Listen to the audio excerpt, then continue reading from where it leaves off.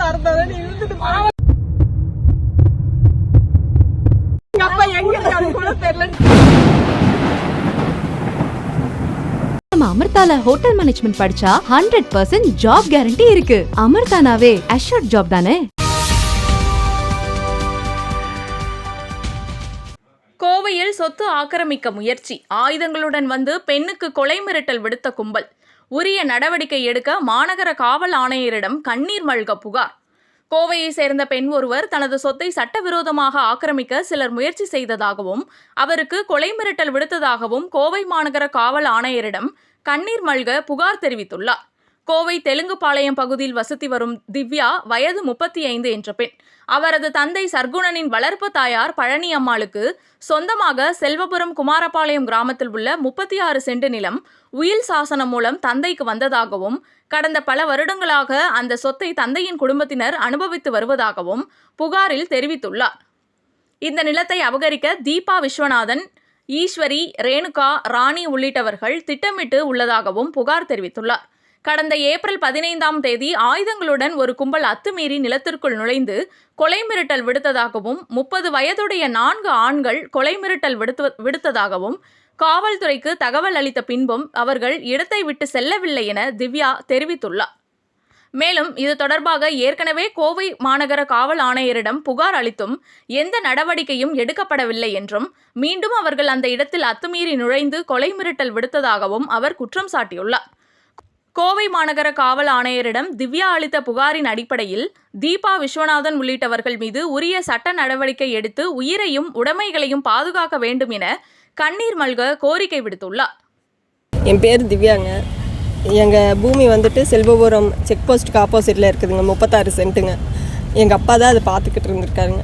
அது வந்து பட்டா வந்து 80 வருஷமாகவே எங்கள் அப்பா பேரில் இருக்குதுங்க பட்டா. இவர் பார்த்துட்டு இருக்க இந்த டாக்டர் விஸ்வநாதன் வந்து லில்லிகளா எங்கள் நிலத்தை அபகரிக்க பார்க்குறாங்க. இவர் தாங்க.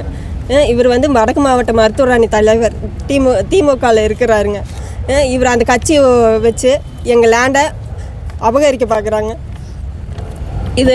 இந்த பிரச்சனை வந்துட்டு எங்கள் அப்பா கேட்க போனாருங்க. ஏன் இதுக்கு எல்லோரும் வர்றீங்க அப்படின்னு கேட்க போனதுக்கு எங்கள் அப்பாவை அடித்து எங்கேயோ ஏசி வந்து கூட்டிகிட்டு போயிட்டாருங்க.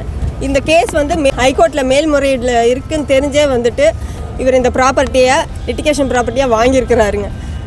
இவர் அது எங்களை வந்து நிலத்தை விட்டு வெளியேற்றிட்டு இவர் அந்த நிலத்தை அபகரிக்க பார்க்குறாருங்க. தயவு செஞ்சு இந்த நிலத்தை எங்களுக்கு மீட்டு கொடுங்க. இவர் மூலயமா ஒரு 100 பேர் வந்திருக்காங்க. அதிகாரி வந்து ஏசி குனிமத்தூர் ஏசி வந்தாருங்க, அஜய் தங்கம். அப்புறம் இன்ஸ்பெக்டர் வந்தாருங்க, செல்வபுரம் போலீஸ் ஸ்டேஷன் இன்ஸ்பெக்டர். அவர் வந்துட்டு வந்தாருங்க, அழகுராஜான்னு சொல்லி அவர் பேருங்க. அவங்கெல்லாம் வந்துமே எங்கள் அப்பாவை இழுத்துட்டு இப்போ எங்கே போனாருன்னு தெரிலங்க. அதை எங்கள் வீட்டுக்காரர் எஸ்ஐயாக இருக்காருங்க. அவரையும் ஒரு எஸ்ஐன்னு பார்க்காம தரன்னு இழுத்துட்டு ஸ்டேஷனுக்கு போயிட்டாருங்க. அடிக்கெல்லாம் செஞ்சுட்டாங்க. எங்கள் அண்ணன் ஆமாங்க அரெஸ்ட் பண்ணி எங்கள் அண்ணன் என் தங்கச்சி எல்லாத்தையுமே ஸ்டேஷன் கூட்டிட்டு தெரியல. நான் ஏன் உள்ளே வரேன், நீங்கள் எல்லாம் யாருங்க, என்ன பேப்பர் இருக்குன்னு தானே கேட்டோம். நீங்கள் எதுக்கு தேவையில்லாமல் உள்ளே வரீங்க, என்ன இது ஹைகோர்ட்டில் அப்பீல் இருக்குது, நீங்கள் எதுக்குங்க இப்போ வரோம். அது இல்லாமல் ஆடியோவில் என்கொயரி வேறு போட்டிருக்கிறாருங்க. இப்போ திங்கக்கிழமை என்கொயரிங்க. அது இருக்கும்போது என் குழந்தை எல்லாமே கூட்டிகிட்டு ஸ்டேஷனுக்கு தாங்க போயிருக்கிறாங்க. இப்போ அவங்கெல்லாம் எங்கே இருக்காங்க, எங்களை பார்க்க கூட விட மாட்டேங்கிறாங்க ஸ்டேஷனுக்குள்ளே. தெரியலைங்க, என் தங்கச்சி என் குழந்தை எல்லாமே கூட்டிகிட்டு போயிட்டாங்க. இப்போ எங்கே இருக்காங்கன்னு கூட தெரியல. எங்க கமிஷனர் ஆஃபீஸுக்கு கம்ப்ளைண்ட் பண்ணலான்னு வந்திருக்கிறாங்க. ஏற்கனவே இதில் 4 தடவை கம்ப்ளைண்ட் பண்ணிட்டாங்க. ஆனால் எந்த ஆக்ஷனுமே எடுக்கலைங்க. ஆமாம், கமிஷனர் கிட்ட கொடுத்துருக்காங்க, டிசி கிட்ட கொடுத்துருக்குறானுங்க, எல்லாத்துக்கிட்டையும் கமிஷனர் கம்ப்ளைண்ட் கொடுத்துட்டானுங்க. ஒன்று பார்க்கலான்னு தான் சொல்கிறாங்க. இவர் மேலே தான் கம்ப்ளைண்ட் கொடுத்துருக்காங்க. விஸ்வநாதன், டாக்டர் விஸ்வநாதன் திமுகவில் இருக்கிறாருங்க.